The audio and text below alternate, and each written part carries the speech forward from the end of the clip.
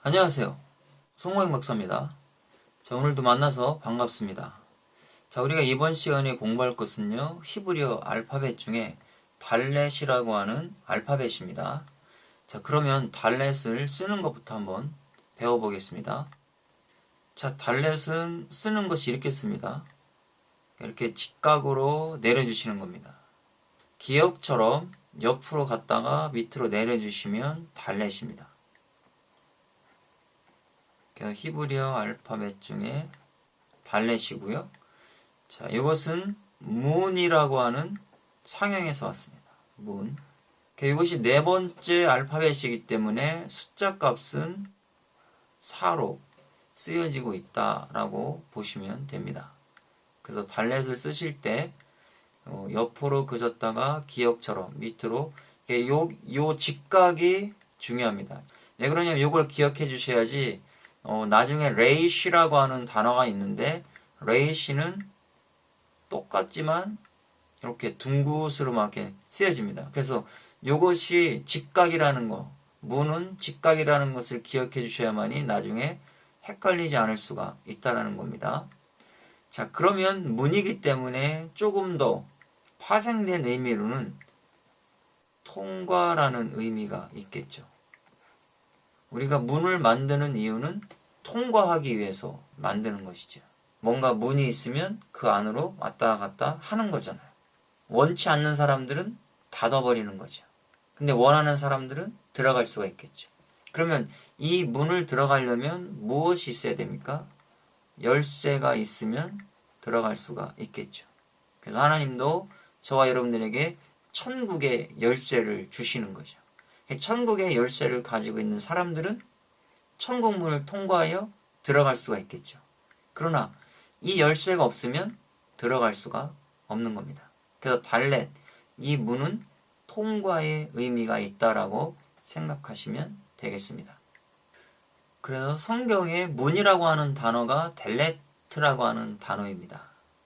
그래서 이 델레트가 문이고요. 자, 이 문이라고 하는 단어가 달라라고 하는 1802번에서 왔다라는 것이죠. 자, 달라를 보니까 끌어내다, 물을 깃다라는 이런 뜻이 있습니다. 자, 그러면 우리가 생각해 볼 수 있겠죠. 자, 이 문은 무엇을 의미할까요? 자, 이 문은 무엇을 의미할까요? 예수 그리스도의 문을 상징해 줄 수 있겠죠. 주님이 나는 양의 문이다 그랬습니다.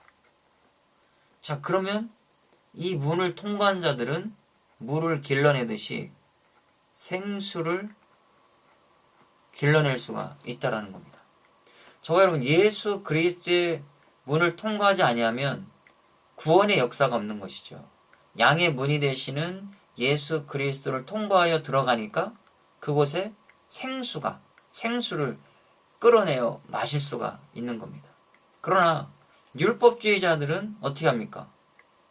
옆으로 양의 문이 되시는 예수님을 통과하여 들어가지 않고 옆으로 치고 들어가려고 하는 거죠. 그러니까 생수를 마실 수가 없는 겁니다. 그래서 저와 여러분들은 양의 문이 되시는 예수님을 통과하여 들어갈 때 생수를 마실 수 있다라는 거 꼭 기억하셔야 됩니다.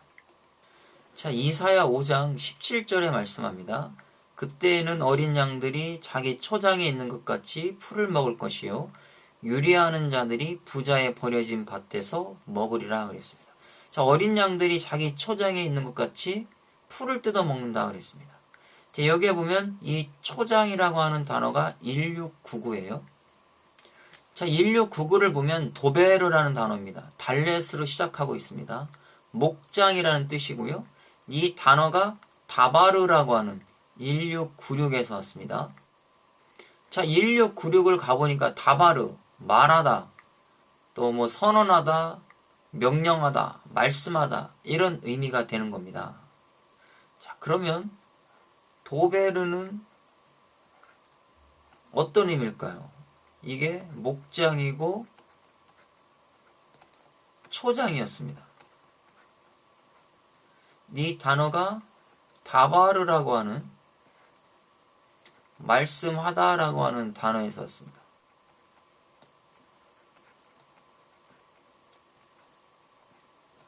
자, 초장은 말씀이 나오는 거겠죠.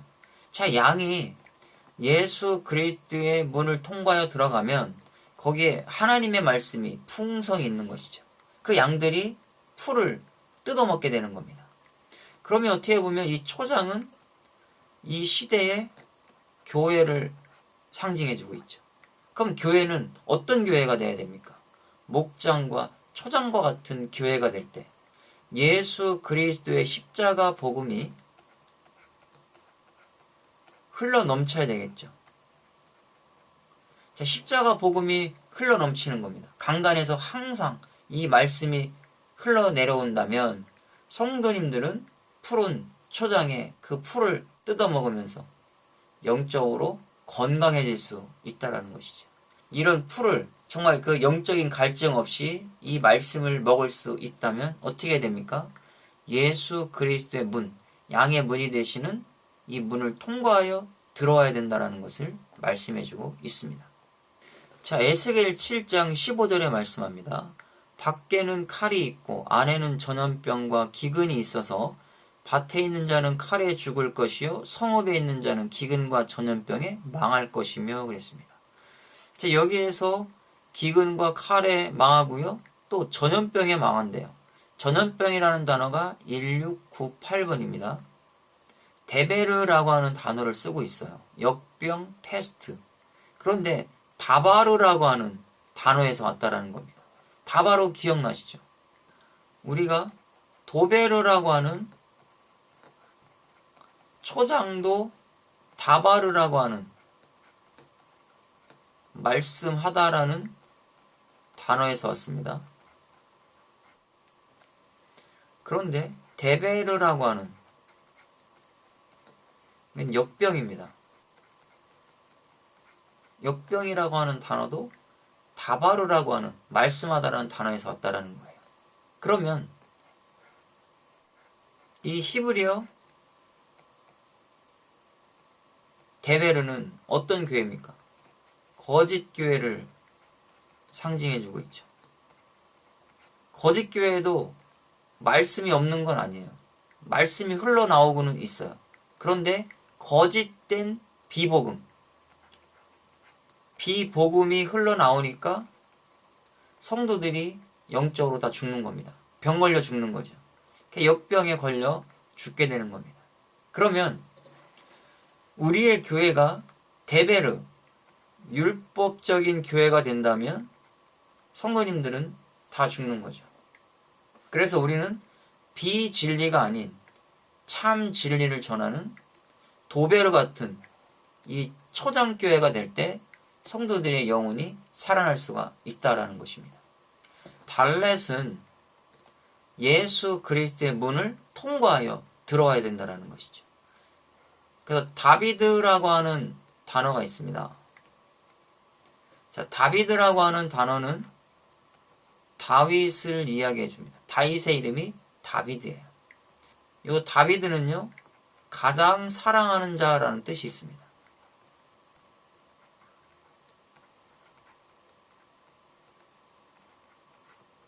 하나님이 다윗을 가장 사랑하셨죠. 왜 사랑하셨겠습니까? 제 이름 속에도 달렛이 있어요.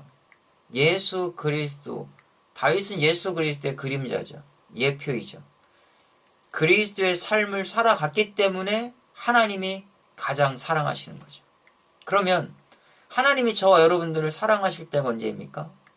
하나님의 뜻대로 그리스도의 삶을 살아갈 때 하나님이 사랑이 있는 거죠. 또 하나님이 사랑해 주시는 거죠. 그것이 바로 구원받은 백성의 삶이라는 겁니다. 그래서 우리가 이 달렛을 통해서 예수 그리스도의 문을 통과하여 양의 문이 되시는 주님 안에 들어가서 생수를 마시게 되는 거고요. 하나님이 기뻐하시는 사랑하는 자가 된다라는 것을 여기서 말씀해주고 있다라는 겁니다. 저와 여러분 달렛을 통해서 양의 문이 되시는 그리스도를 발견할 수 있기를 바랍니다. 오늘 여기까지 공부하겠습니다. 수고했습니다.